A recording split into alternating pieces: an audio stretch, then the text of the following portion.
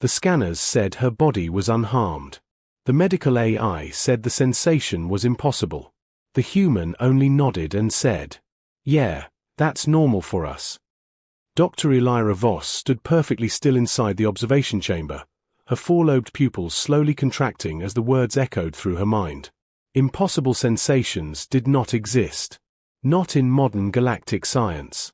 Every feeling, every response, every reaction had been mapped, measured, and catalogued centuries ago.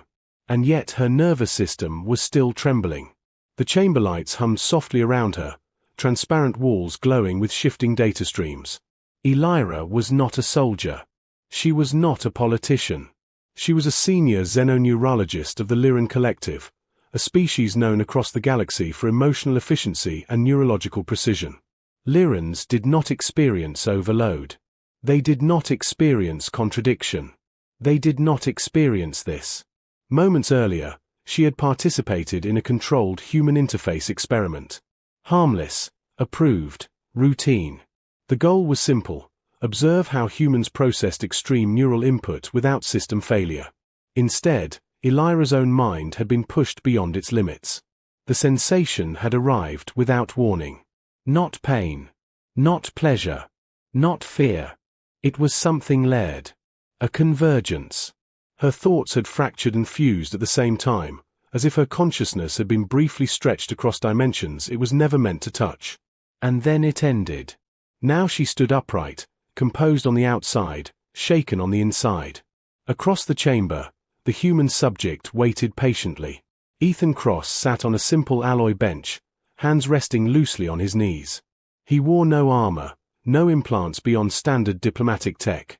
By galactic standards, he looked fragile. Soft tissue. Narrow skeletal density. Exposed sensory organs. And yet he had just endured the same neural stimulus without visible distress. "You should be sedated," Elira said carefully. Ethan tilted his head. "I'm fine." "That response is statistically inconsistent," she replied. "Your neural stress markers exceeded safe thresholds." He shrugged. "They usually do." Elira paused. Usually. The word unsettled her more than the sensation itself. She activated a holopanel with a subtle flick of her wrist. Data bloomed in the air between them, glowing lines and symbols dancing like fireflies. Human neural scans overlapped Lyran models in stark contrast. Where Lyran pathways were clean and separated, human ones overlapped, tangled, and redundantly connected. "You experience this convergence regularly?" Elira asked. Ethan considered the question. "Depends what you mean." "The overlap between stress, emotion, cognition, and memory," she clarified. "In Lyrans, those systems are isolated for efficiency." "Yeah, ours aren't," he said. "Never were." "That is, inefficient." Ethan smiled faintly. "Or flexible." The word lingered. Flexible. Elira had spent her life believing evolution favored refinement. Removal of excess. Perfection through limitation. Humanity appeared to have done the opposite. They kept everything. She dismissed the data and met his gaze directly. Human eyes were unsettling. Not because of shape or color, but because of depth. There was too much happening behind them. "When the stimulus activated," she said, voice lower now, "my cognition briefly fragmented. I experienced simultaneous awareness of self, environment, memory, and connection." Ethan nodded slowly. "Yeah. That sounds about right. That state is unsustainable for my species." "Probably," he agreed. "For you." He exhaled. "For us, it's Tuesday." Silence filled the chamber. Elira felt something unfamiliar tighten in her chest. Not fear. Not confusion. Something closer to awe. "You are aware," she said, "that this sensation violates multiple established neurological laws."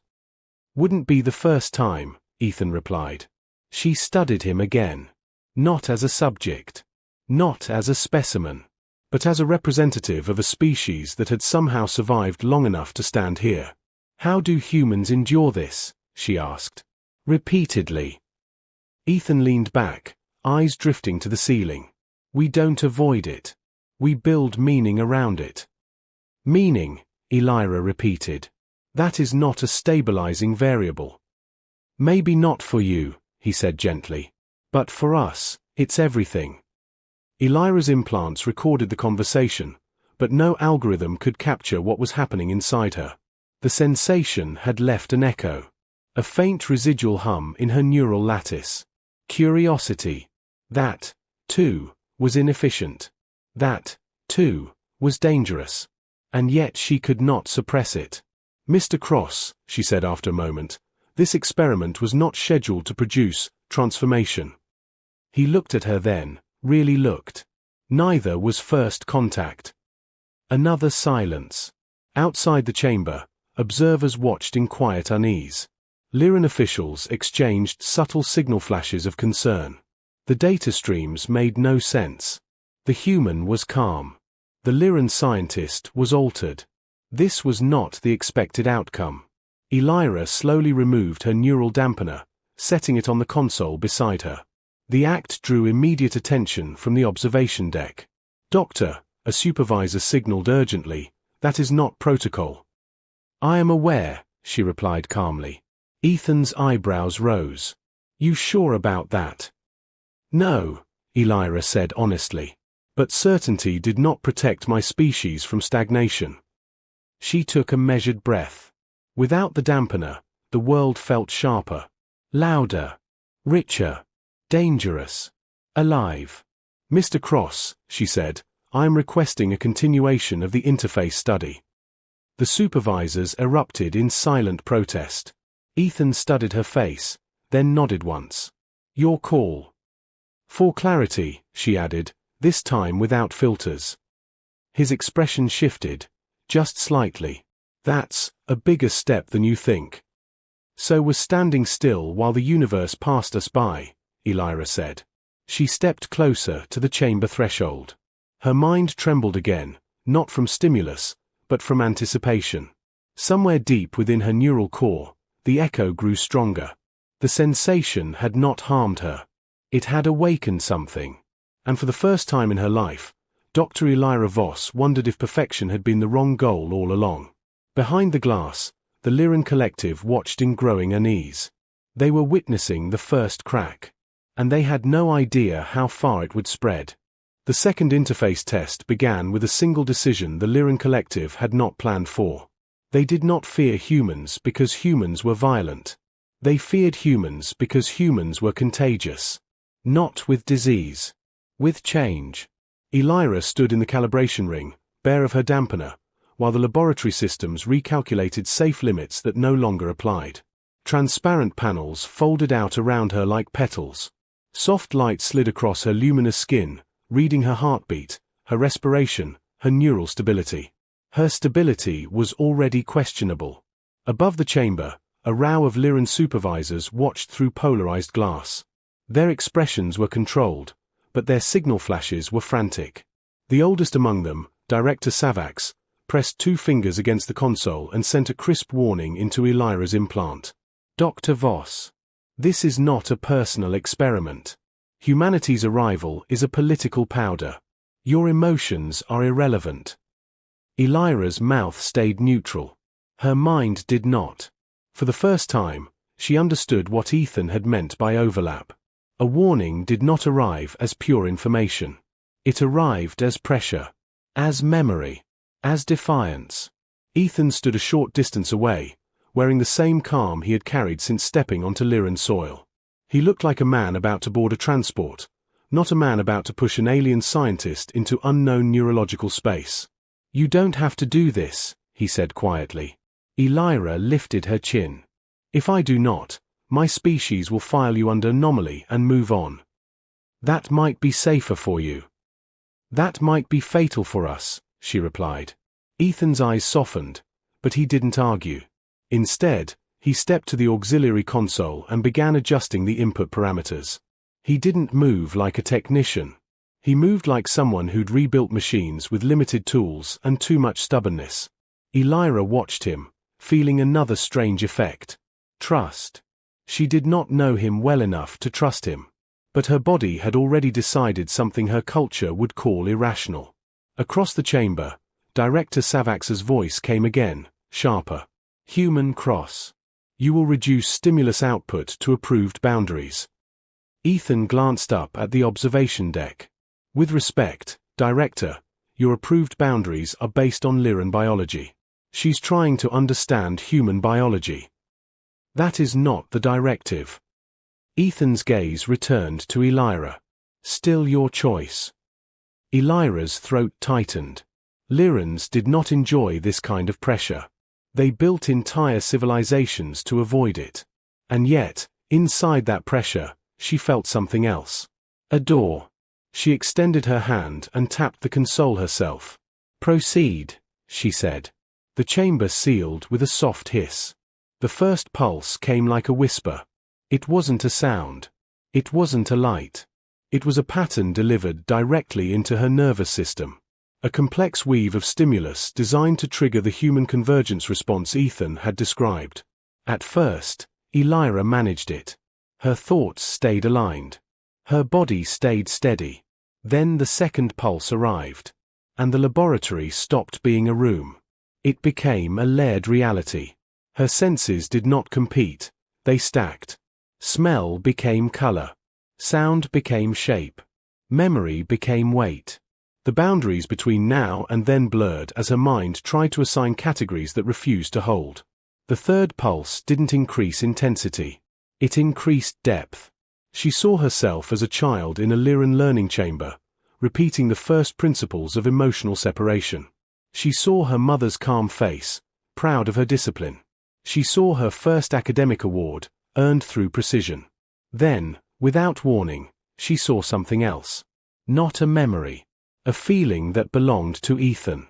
A moment of darkness in a human corridor, metal walls shaking from distant impacts, the smell of smoke and burned circuits. A voice in his ear telling him to run. The sound of something screaming somewhere behind him. Elira's breath caught. This was not an intended part of the program. She slammed her palm against the chamber wall, trying to anchor herself. Her fingers left faint condensation trails. Ethan, she managed, voice strained. What is this?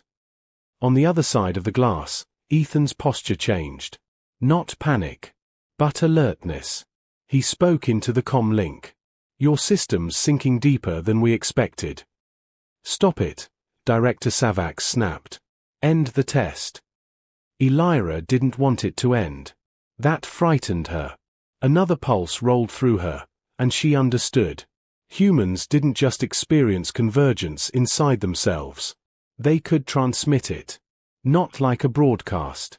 Like a bridge. The lab's sensors flared warning colors. Elira's neural map spiked into patterns Lyran systems could not interpret. A siren started, then cut out when a supervisor muted it. They were afraid the noise would make it worse. They were right. Elira closed her eyes. It didn't help. The convergence wasn't outside. It was inside her. It was turning every thought into a living thing. She felt Ethan's presence like gravity. Not physical. Psychological. A steady pull toward something that made no logical sense. And then, beneath it all, she recognized the core of the sensation. It wasn't pleasure. It wasn't pain. It was significance. Elira's species avoided significance because it was unpredictable. It made beings act beyond data. It created heroes. It created disasters. It created revolutions. Humans lived inside it like oxygen. The fourth pulse arrived, and this time, Elira did not resist it. She let it pass through her. She let her mind flex instead of fracture. The lab sensors quieted slightly, as if confused that she hadn't collapsed. The warning curves didn't vanish, but they stopped climbing. She was adapting. Director Savax leaned forward in the observation deck, eyes narrowed. That should not be possible. Ethan's voice was calm. It is. She's doing what humans do. Elira opened her eyes. Her pupils were wider now. Not from fear. From something she could not name, something warm and sharp at once. She looked at Ethan through the glass and spoke the first honest sentence of her life. "Your species does not endure convergence," she said. "You train it." Ethan nodded once, like she'd finally said the obvious. "We call it living," he replied. Elira's hands trembled. She didn't hide it. On Lyran worlds, trembling was weakness. In that moment, trembling felt like proof she was real. She stepped away from the calibration ring and approached the glass. The test was still running, but the pulses had slowed, letting her stabilize. Her reflection merged with Ethan's in the transparent surface, alien and human overlapping like the maps on her holoscreen. Elira heard Director Savax again, voice edged with control. "Dr. Voss, explain your status." Elira didn't look away from Ethan. "I am functional," she said. "That is not an explanation." Elira swallowed. Then she gave them the truth they would hate the most. "It is not an attack," she said. "It is not a weapon. It is a trait." "A trait of what?" Savax demanded. Elira's voice lowered, steady and certain. "A trait of a species that evolved not to be efficient, but to survive the impossible." Ethan smiled faintly, but his eyes stayed serious. Because he knew what Elira was beginning to understand. If Lyrans truly grasped what humans could do with this bridge, they would either welcome humanity, or try to erase them before the galaxy changed forever. And in the control room, Director Savax made a silent decision. A decision born from fear, not logic. He ordered the lab doors to lock. Not to protect Elira. To contain her. The doors sealed with a sound so soft it almost went unnoticed. Almost. Elira felt it through the floor before she heard it, the faint vibration of magnetic locks engaging, the subtle shift in airflow as the laboratory transitioned from open research space to containment protocol. Her pulse quickened. Not from panic. From recognition. "They're locking us in," she said calmly. Ethan's jaw tightened. "Yeah. I figured they would." Above them, the observation deck dimmed. The supervisor's silhouettes blurred as privacy filters activated. Director Savax's voice returned, stripped of warmth. "Dr. Voss, this facility is now under restricted status. You will remain in place until a full neurological review is complete." Elira turned slowly, her movements deliberate. "You are containing an idea," she said. "Not a threat." "To us," Savax replied, "there is no difference." Ethan exhaled through his nose. "That's usually how it starts." Elira looked at him. "You've experienced this before." "Different species," he said. "Same fear." The lab lights shifted to a cooler spectrum.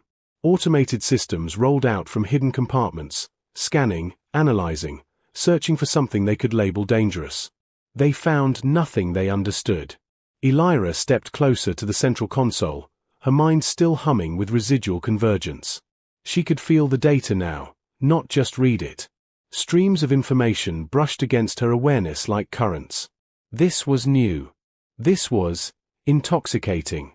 "They think isolation will reverse the effect," she said quietly. "They believe if they wait long enough, I will return to baseline." Ethan met her gaze. "Will you?" Elira didn't answer immediately. She searched herself, the way she'd been trained to do since childhood, cataloging sensations, categorizing responses. But the old categories no longer fit. "I don't want to," she said at last. The admission felt like stepping off a ledge. Nothing broke. Ethan nodded once. No surprise. Just acceptance. "Then we need to move." "Move," she echoed. He tapped the side of his temple. "They locked the doors. Not the systems." Elira frowned. Lyran security architecture was among the most advanced in known space. No external override existed without command authorization. No human interface should be able to. "I know," Ethan said. "That's why they didn't plan for it." He approached the auxiliary terminal, fingers hovering just above the surface. He didn't rush. He never rushed. Humans rushed when they panicked. When they were focused, they became still. Elira watched as his neural implant synced with the console. The system resisted, throwing up encrypted barriers and warning glyphs. Ethan smiled faintly. "See," he said softly, "this is the part aliens always miss." His fingers moved. Not randomly.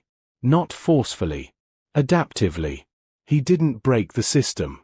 He listened to it. He let it push back, then adjusted. When it shifted parameters, he shifted with it. It was less like hacking and more like conversation. Elira felt the convergence stir again as she observed him. Human cognition in action. Not linear. Not optimal. Resilient. The system stuttered. Elira's eyes widened as access layers began to peel back, not collapsing, but rearranging themselves. "That's impossible," she whispered. Ethan shrugged. "It's not built to talk to someone who doesn't mind failing a few times."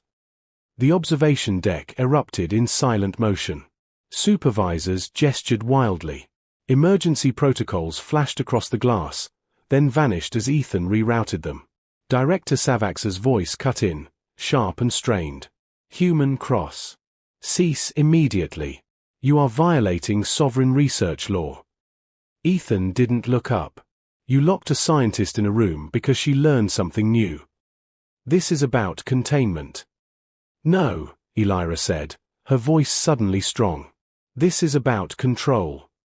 The words surprised even her. She stepped forward, placing her hand on the primary console beside Ethan. The moment her skin made contact, the system reacted, recognizing her neural signature, but now layered with something else. Human overlap. The console lit up. Data flowed differently now, opening pathways it had never used.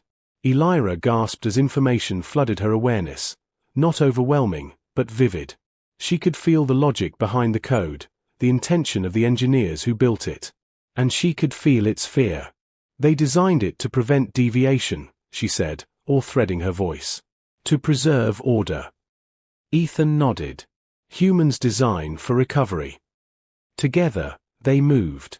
Not as controller and assistant. As collaborators. Security locks disengaged one by one, not triggering alarms, but convincing the system they were unnecessary. Environmental controls softened. The chamber's tension eased, as if the room itself had exhaled. On the observation deck, Director Savax stared in disbelief. "This should not be possible," he said. Elira looked up at him, meeting his gaze through the glass. Neither should stagnation. The final lock released with a soft chime. Freedom did not arrive as a dramatic explosion. It arrived as a quiet choice. Ethan stepped back from the console. "We have a window. Not a long one." Elira nodded. Her thoughts raced, not chaotically, but richly. Possibilities branched and reconnected, each carrying emotional weight and strategic clarity. This was what humans lived with all the time. No wonder they were dangerous. "Noah, Ethan," she corrected herself. "If I leave with you, they will label me compromised." He met her eyes. "If you stay, they'll erase what you've learned." Elira looked at her reflection in the glass one last time. The Lyran staring back at her looked the same. But she was not. "I choose movement," she said. Ethan smiled, not triumphantly, but with something like respect. "Welcome to it." As they exited the chamber, alarms finally began to sound, echoing through the research complex. Lyran security units mobilized, not yet knowing what they were chasing. They thought they were containing a breach. They were wrong. They were witnessing the first alliance formed not by treaty, not by force, but by shared sensation. And somewhere deep within the Lyran Collective's data core, a simple truth began to propagate, unstoppable now that it had been introduced. Humans were not special because they were strong. They were special because they changed everything they touched. The corridor beyond the lab was silent for exactly 3 seconds. Then the entire research wing came alive. Amber lights pulsed along the walls. Directional glyphs shifted, trying to herd them back toward containment zones that no longer existed. Security drones detached from ceiling rails, their sensors sweeping in sharp, disciplined arcs. Elira felt the convergence surge again, not as chaos, but as clarity. They'll cut environmental flow next, she said. Then gravity modulation. Ethan didn't ask how she knew. He trusted it. Left, he said, already moving. They ran, not blindly, but responsively. Each turn adjusted to new information. Each hesitation became data. The building itself seemed confused by them, its predictive models failing to lock onto behavior that changed faster than expectation. Lyran architecture was designed for order. Straight paths. Predictable movement. Emergency protocols assumed panic, not adaptation. Humans never panicked the way algorithms expected. Neither did Lyra anymore. A security drone descended into their path, its emitter charging. Lyra raised her hand instinctively, then stopped. Wait, Ethan said calmly. He stepped forward, palms open. The drone hesitated. Its system scanned him, then Lyra, then recalculated threat probability. Human heart rate elevated but steady. Lyran neural output anomalous but stable. Too many contradictions.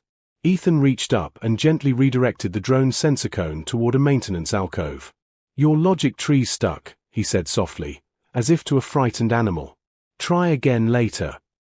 The drone powered down, uncertain. They moved on. Lyra's breath came faster now, not from exertion, but from exhilaration. Her mind felt vast, interconnected. Fear existed, but it no longer ruled her. This is what you meant, she said as they reached a transit shaft.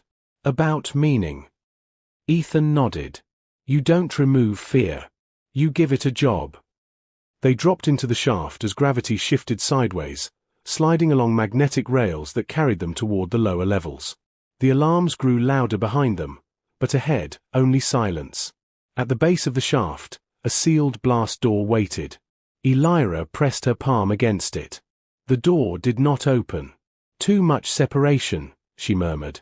It doesn't recognize me fully anymore. Ethan stepped beside her, placing his hand over hers.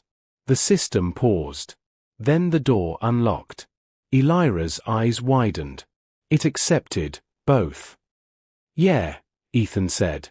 That's kind of our thing. They emerged into the understructure of the complex, old tunnels, forgotten conduits, places built before the Lyran collective perfected itself. The air smelled different here. Less filtered. More real. They stopped only when the alarms faded into distant echoes. Lyra leaned against the wall, steadying herself. The convergence softened but did not vanish. It felt like a new organ she was still learning to use. I understand now, she said quietly. Why your species frightens them. Ethan looked at her. Because we break rules. Because you survive what should break you, she replied. And then you teach others how. She straightened, resolve settling into her posture. They will hunt me, she continued. They will claim I am contaminated. Are you? Ethan asked. Lyra considered the question. No, she said. I am expanded. Somewhere above them, Director Savax stood in a command chamber, watching their escape vectors vanish from the grid. His advisors spoke urgently, suggesting interdiction, erasure, escalation. Savax raised a hand for silence. Prepare a communique, he said slowly. To the Council. To every major polity. What classification? An aide asked. Savax stared at the empty space where Lyra's signal had been. Reclassify humanity, he said. As what? He hesitated, then spoke the words that would ripple across the galaxy. An existential catalyst. Far below, unaware of the declaration forming above them, Lyra and Ethan moved deeper into the forgotten arteries of the city. They were no longer running. They were going somewhere. And the galaxy, for the first time in a very long while, was about to follow. They reached the surface as the twin suns dipped low, washing the city in long bands of copper and violet. The air here was thinner, less controlled. It carried the noise of life, transit hums, distant voices, the rhythm of a civilization that believed it had already solved itself. Lyra paused at the edge of the platform and looked out over Pylo City. She had studied it her entire life. She had never seen it like this. Every motion felt meaningful now. Every sound had texture. The convergence did not fade, it integrated. Her thoughts no longer moved in straight lines, they formed constellations. "This is irreversible," she said softly. Ethan stood beside her, scanning the skyline. Most important things are. Below them, security traffic surged. The collective would not allow this to remain a private incident. Containment had failed. Suppression would follow. Elira turned to him. "You must leave. If they connect this change to direct exposure, they will retaliate." Ethan met her gaze. "You think I don't know how this ends?" She hesitated. "I think you've seen worse." He nodded once. "And I've learned something from all of it." Sirens wailed in the distance, not for them specifically, yet, but as a signal that order was being reasserted. Elira inhaled, steadying herself. "If humanity is classified as a catalyst, they will isolate you. Monitor you. Try to blunt your influence." "Won't work," Ethan said. "You can't unteach a sensation." Elira felt a strange warmth at that. Pride, perhaps. Or something deeper. "They'll come for me first," she said. "A public reconditioning. A demonstration." Ethan's jaw tightened. "We won't let that happen." She shook her head. "You already have." Before he could respond, Elira stepped forward, into the open. Security units converged within seconds, forming a precise ring around her. Weapons were raised, but not fired. She was still Dr. Elira Voss. Renowned. Valuable. "Doctor," a commander said, voice amplified. "You are ordered to submit to containment." Elira lifted her chin. "I submit to truth." Gasps rippled through the assembled personnel. Above, the sky darkened as broadcast drones repositioned. The collective wanted control of the narrative. They wouldn't get it. Elira reached into the convergence, not as a weapon, but as a bridge. Her implants activated, not to encrypt, but to share. Across Pylo City, Lyran citizens paused as unfamiliar signals brushed their minds. Not commands. Not data. Experience. A brief overlap. A heartbeat of layered awareness. The echo of significance. Just enough. Panic flared in command channels.